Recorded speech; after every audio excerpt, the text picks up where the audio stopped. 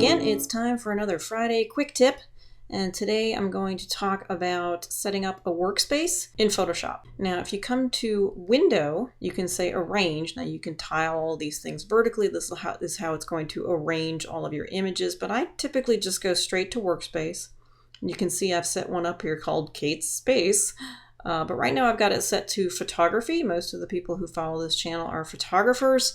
And when you do that, when you switch your space, so say I wanted to do 3D, you can see how everything in the surrounding area has changed. Suddenly I have a timeline on the bottom, I have properties up here, and now I have 3D listed down here as one of the available windows. So what I'm going to do is I'm going to go back to photography, and again, we've switched everything. Now I've got layers, channels, libraries, and quick access to my adjustments. So if I wanted to bring up black and white, it's available right here, and all of my choices are right here on the left. Now, say that you get used to Photoshop and you start to develop kind of a workflow, a routine where you are doing the same things over and over again, or at least not necessarily the same treatment, but accessing the same panels. Like I'm always in my layers panel, and I really like to see my histogram. I often switch to my navigator, so I like to have these available, but let's go to Kate's Space. I'll show you what I did. Okay, so Kate's Space, I flip between my actions that I have created for myself, some that I have downloaded online. I use actions all the time to speed up my workflow, so I want to have easy access to them right here. And I very frequently will back up through my history, especially if I make some mistakes, which of course we all do. I am in my layers panel all the time. You can make that bigger or smaller simply by clicking and dragging these up and down. And if you want them closer to your image, you can drag a panel out. It will extend it. So you've got a little bit more working space right there. If you want to put it back, you simply bring it in when it's highlighted in blue. You can let go, and you can move these around if you want. There you go.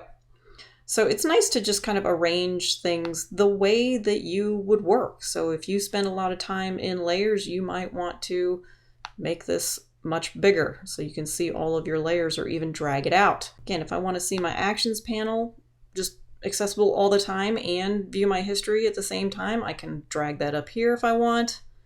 You can move all of these around.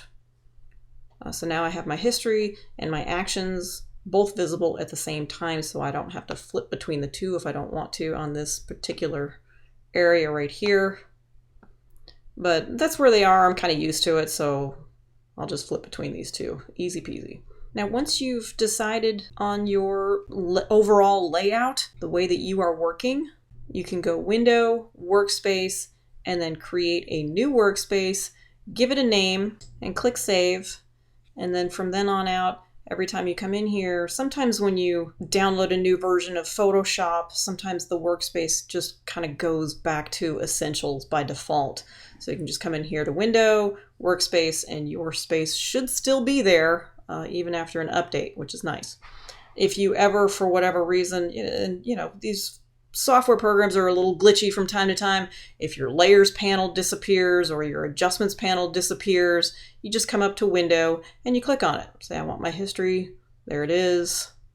And I can turn history off. And if I do click on that, history will disappear from here. Bye-bye history, but I'd like it back, please. There we go. Lots of ways to kind of adjust this workspace to make it work for you. And I hope you have found this a little bit helpful, at least to get you going here in Photoshop. And have a great day.